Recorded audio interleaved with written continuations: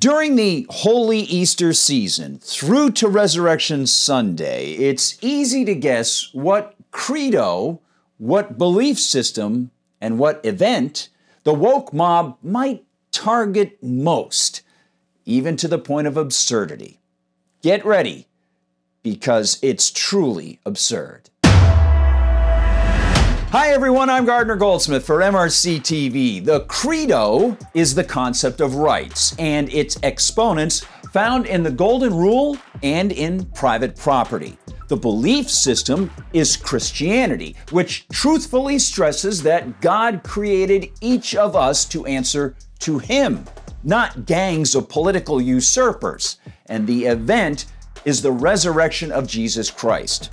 Thus, after Gillette attacked men, after Burger King joked about attacking Brits who admire British culture, after Target pushed a slew of bizarre, upsetting LGBTQ+ themes to kids and dismissed the difference between boys and girls, and after many other corporate giants embraced the falsehood of the culture-splitting, prejudice-based, diversity, equity, inclusiveness canard, we can see the uninformed and insipid move by UK's Cadbury outlet store to change the famous chocolate marshmallow Easter eggs to gesture eggs. Writes the Telegraph's Blathnade Corliss, quote, "The brand's discount store in Springfield's outlet in Spalding, Lincolnshire, is displaying signs offering customers a 2 for £10 deal on gesture eggs." One can only speculate about the bird-like gesture many customers might have been inspired to offer in return. And while the cost of 2 little bags for £10 might justifiably nag folks who understand the evils of fiat currency, government spending, government diktats and restrictions on markets, and the price increases that inevitably follow, the cultural and religious significance of this dumb move cannot be overstressed. In fact, the illogic of it also can't be overlooked. Quote, "If it wasn't for Easter, we wouldn't have a reason for Easter eggs," said Tim Deepy, the head of public policy at UK's religious rights defender Christian Concern. So I'm wondering why Cadbury wants to erase the connection between Easter and eggs. Because if people stop celebrating Easter, then they might stop buying Easter eggs. Well, perhaps the only answer to that is that so many numbed down and secularized Westerners have become comfy with cute images of Easter and the growing disconnection between Christ's resurrection and the spring scheduled celebration that they think that gestures are as warm and fuzzy as bunny rabbits, and that gestures are sufficient for a warmed-over, unthinking, postmodernist form of materialist, feel-good-while-you-can pseudo-salvation. It's all fine and dandy to offer gestures, assuming some gestures are messages of love, support, kindness, and so on, but Easter is not about human-to-human gestures.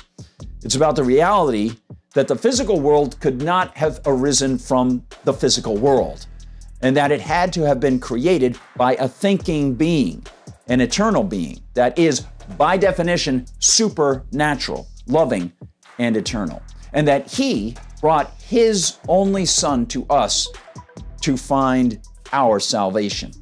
This concept of a gesture egg is about as meaningful for the soul as the host of other inclusive gestures that abound in the world of the woke.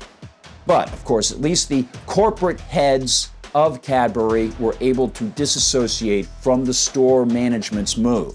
Notes Corliss, quote, "Cadbury said the Springfield's outlet store was run completely independently by Fresh Store and denied having any involvement in the gesture eggs promotion or poster accompanying it." One dismayed shopper also posted a picture of the sign advertising gesture eggs to X, formerly Twitter, writing, "The world's gone." But perhaps it isn't.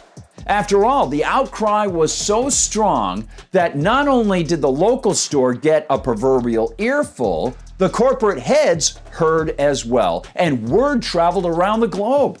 In fact, this incident actually could reveal a positive. It could teach a lesson about collectivism and wokeism versus natural rights and freedom.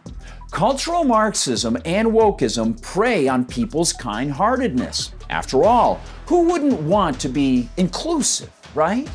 The very term evokes feelings of warmth and affection, while exclusion evokes feelings of coldness and harm. But to survive, humans can't include everything.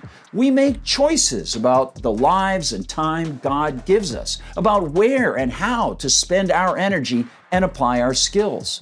One simply can't function if he or she doesn't exclude some things. And by making those choices about what to include and exclude, we offer signals in the market that help others decide where they would like to apply their skills and energies.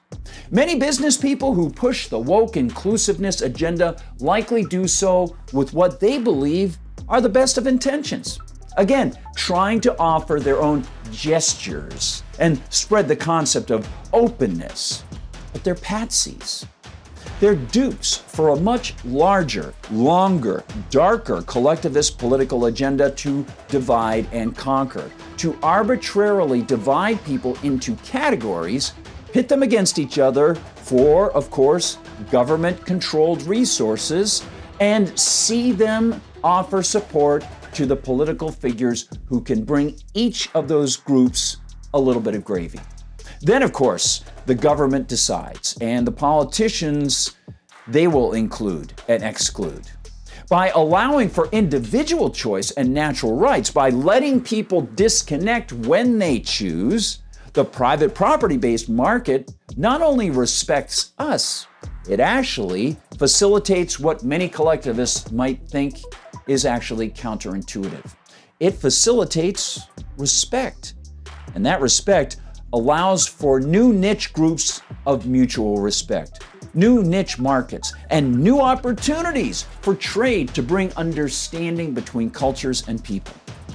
By applying one-size-fits-all force through collectivism, government pits people against each other and always comes out the victor, the controller.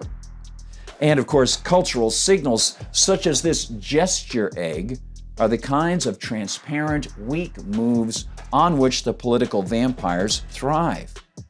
For those who are interested in reality, in real life, and the hereafter, the importance of recognizing God's gift in Christ and His gift in our individual free will, they are all incredibly essential. Thank you so much for joining me, everyone, and thank you for hopping over to MRCTV.org, the main website. If you get the opportunity, open up another tab, check out what the whole team is doing there.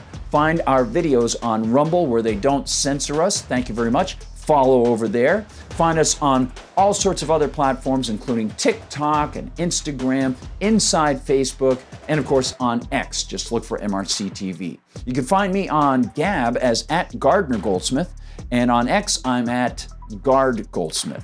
Thanks again, everyone. For MRCTV, I'm Gardner Goldsmith.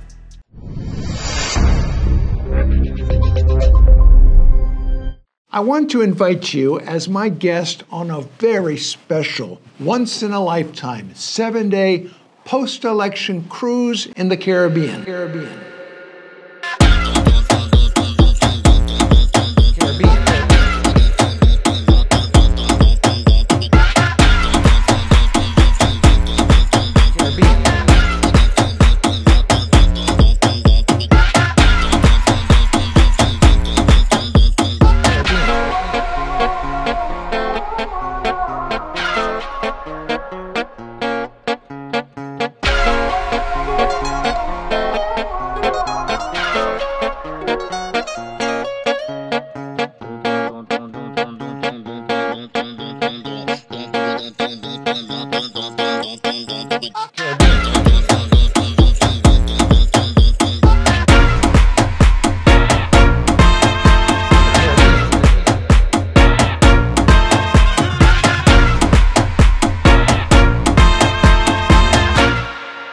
It's going to be a blast.